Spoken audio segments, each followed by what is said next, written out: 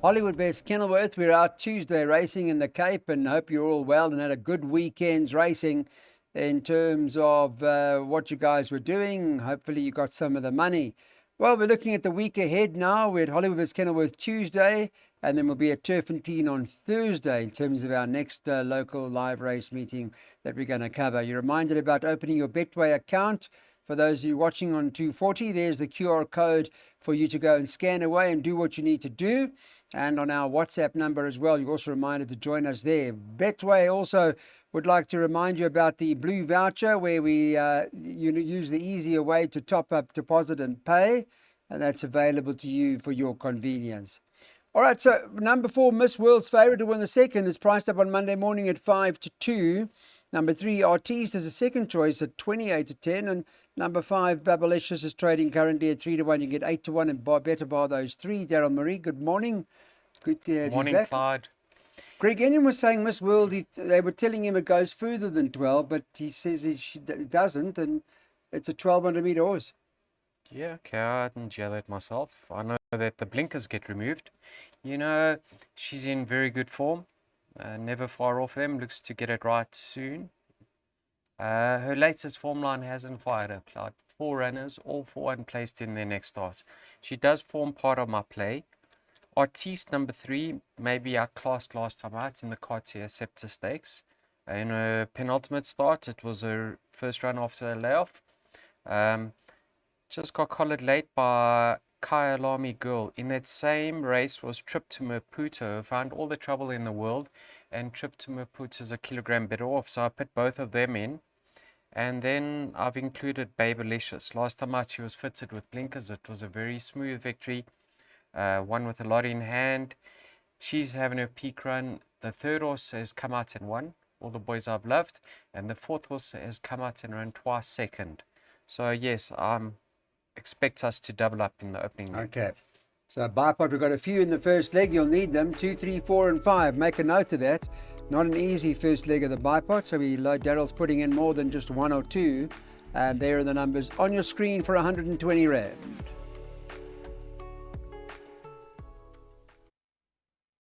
Okay, we're moving on to the third now. It's a maiden class field for fillies and mares.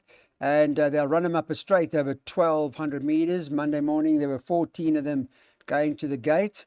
You're reminded about our 0691643272 number that you can join at any given time. And also, if you're looking to open your Betway account, the most convenient way to do so is to hold up your phone with your camera, QR code, and your account, you get going. And quite easy and quite simple to do. And then Blue Voucher, in order to top up and deposit money, is the easy way to do it. Use Blue Voucher. You can get them at any one of your most or close by convenience stores. Okay, so another dream joint favourite with Tarawaga number 5 and 13. They joined 3-1 the pair. Then 7 Rahaba is the third choice at 7-2. And the market's got 10-1 and better about everything else, Daryl. I'm playing against the top 2 in the betting. Now, they've met in the past, Clyde. There's not much separating the 2 of them. And I'm wary of that form line. What is it? The Princess on the Run form line. Yes. I'm very wary. Yeah, they're both lightly raced and they've both got a lot of scope for improvement, but I'm playing to beat them. I like the look of number 7, Rahaba. Now, she's having her peak run. She's very, very fit. And what I find interesting, Clyde, is they bring in her back in trip and it's her first run up the straight. Her 2 runs over 1250 were around the bend, Clyde. Yes. So she's up the straight, very fit. If you recall her dam was an out-and-out sprinter, Eastern Greetings. She won the Grade 2 Camellia Stakes. Stanley Ferreira, if I'm not mistaken, trained her. So I'm really keen to see how she goes. Have a look at her penultimate form line when she finished 4th. In that race, Diamond Bombers come out to win. Give Me Everything has come out to win twice, and they finished 2nd and 3rd. She was just behind them in 4th place. I think that's the strongest form coming into this race. So, bankering number 7, Rahaba. Okay, and I see Miss Paddy came out of 1 as well. All right, so Rahaba may well be the play in this race. Let's have a look at what we're going to do. Daryl's taking PAs and bankering 7 Rahaba to at least run a place, although he does believe that Rahaba may end up winning this race. Okay, everybody, welcome back. Race 4, maiden class field, and they're over 1,000 meters now. So we'll move the starting stalls a couple of 100 meters, and 12 of them meant to line up on Tuesday morning. The market's got the 5 on the card, who is Flying Finley as the favourite, 14-10 for the Paul Reeve stable. 6 Poetic Princess is the next best in the betting, priced up at 4-1. Excuse me, 11-2 about the 4 Heritage Ridge, another one of Paul Reeves's runners. Then 7 Angel Oasis is trading at 6-1.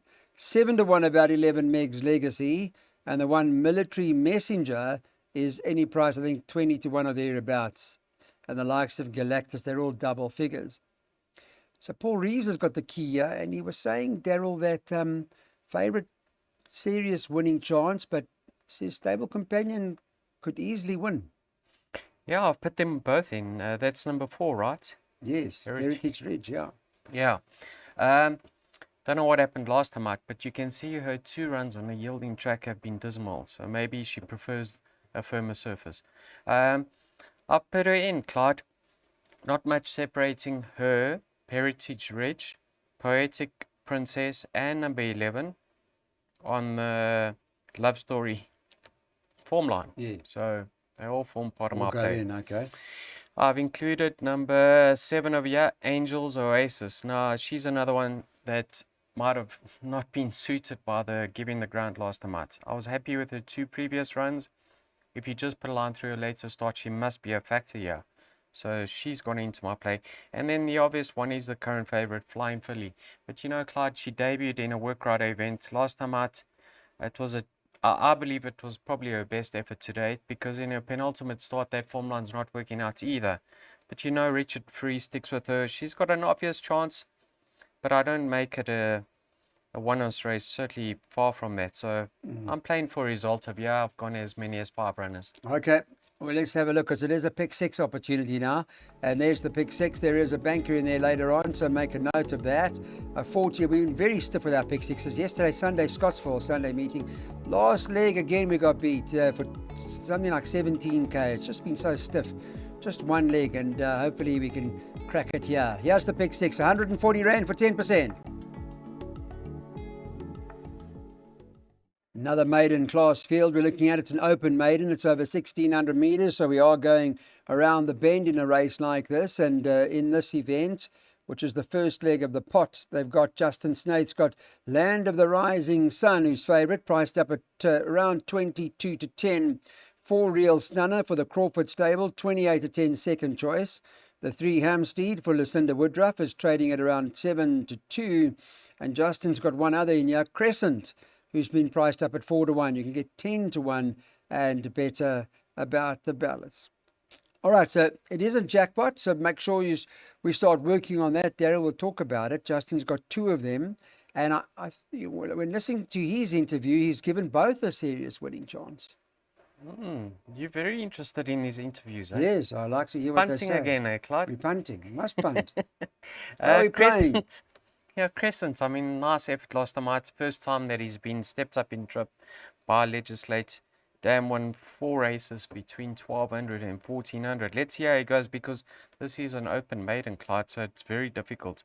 Up at all the runners, barring numbers 2 and 7. I think I'll get through.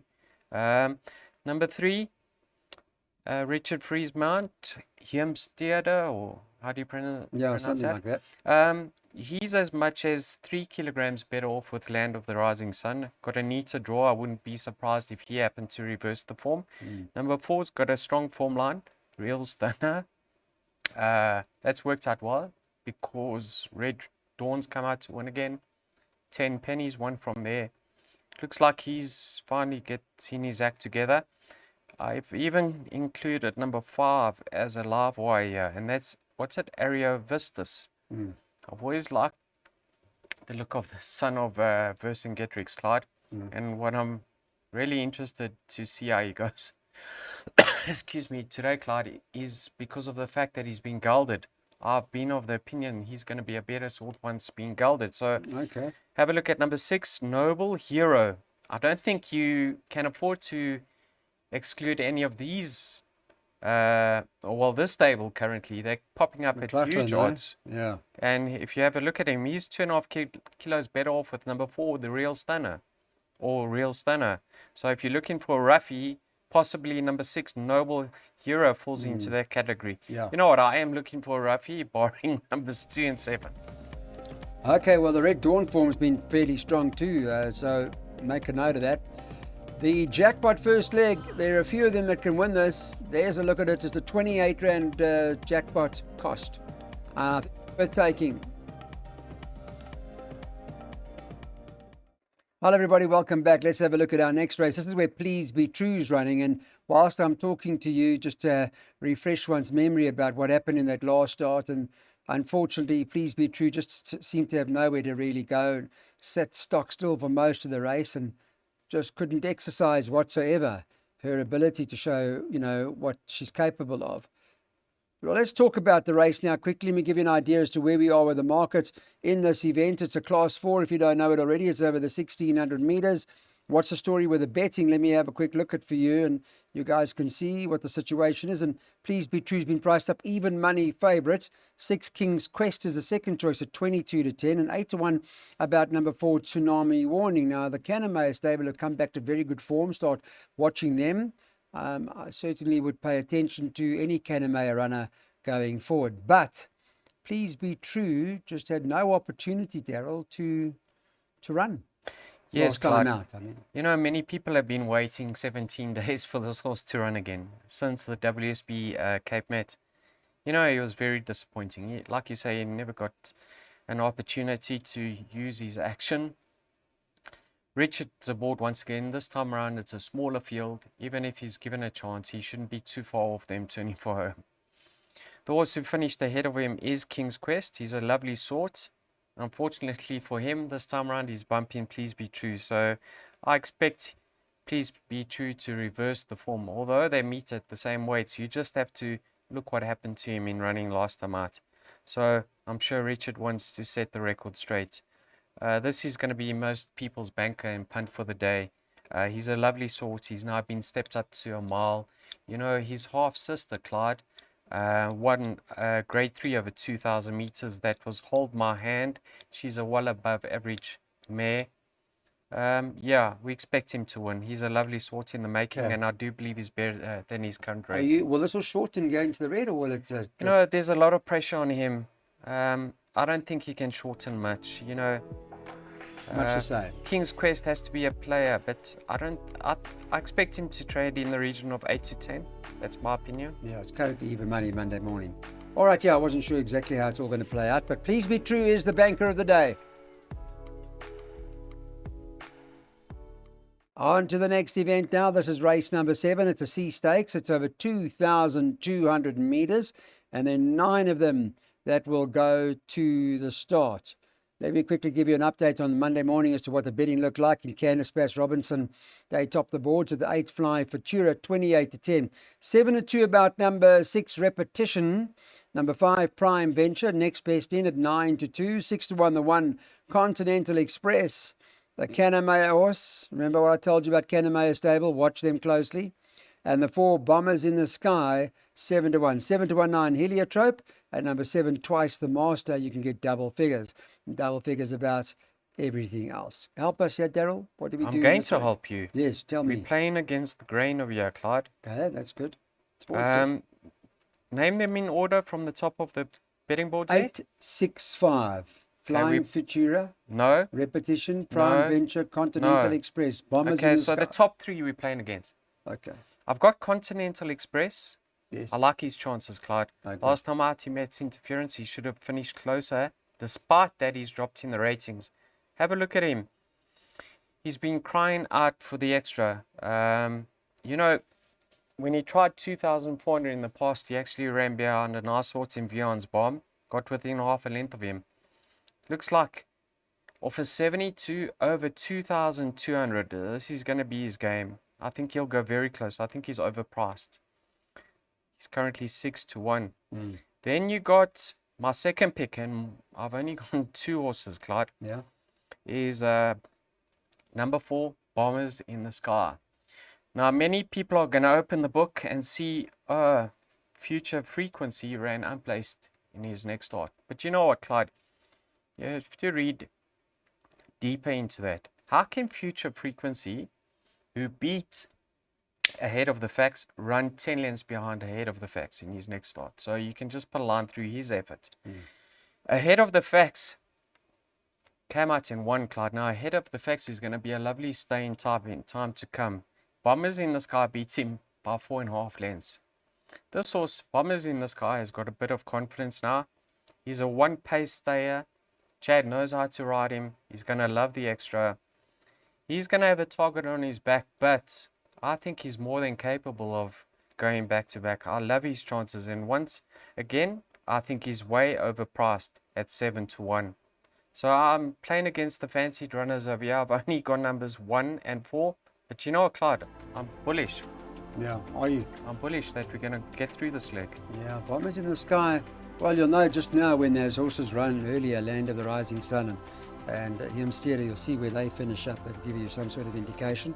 And, well, Bombers in the Sky are back here a few weeks later, but strong. 1 and 4, Continental Express and Bombers in the Sky in race 7. We're taking some doubles into the 8th race with numbers 5 and 6. On to race 8, early morning scratching Monday morning. Number 1 not going to be running, so take out Garden of Eden.